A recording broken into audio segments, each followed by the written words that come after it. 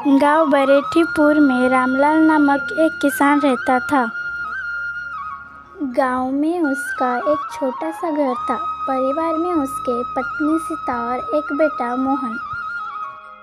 रामलाल मेहनती था, लेकिन पिछले कुछ सालों में बारिश कम होने के कारण उसकी फसलें खराब हो रही थी।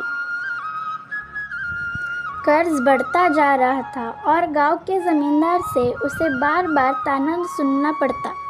एक दिन रामलाल उदास होकर हल चलाने खेत में गया। हल चलाते समय उसके हल में कुछ टकराया। रामलाल को हैरानी हुई। रामलाल ने जल्दी से वहाँ की मिट्टी हटाई। मिट्टी हटाने के थोड़े समय बाद वहाँ पे एक लोहे का संदूक था। उसने हल रख दिया और जल्दी से मिट्टी हटाई और उसने लोहे के संदूक को बाहर निकाला।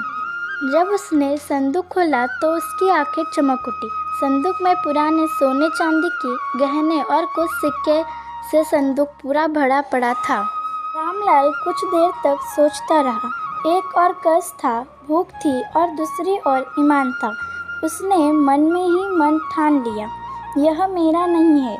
अगर मैंने मेहनत से नहीं कमाया तो उसका कोई मतलब नहीं। रामलाल संदूक लेकर सीधा गांव के मुखिया के पास गया और बोला, यह मुझे खेत में मिला है।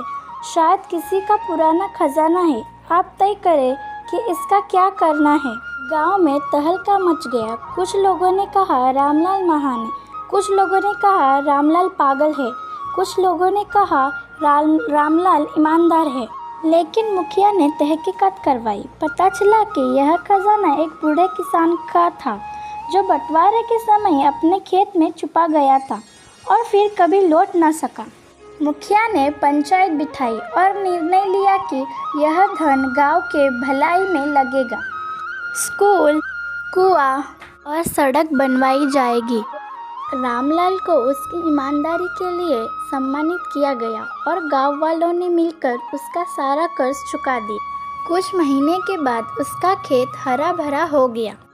उस दिन उसने अपने बेटे मोहन से कहा, बेटा, असली धन खेतों में नहीं, दिल में होता है और ईमान सबसे बड़ी पूंजी होती है।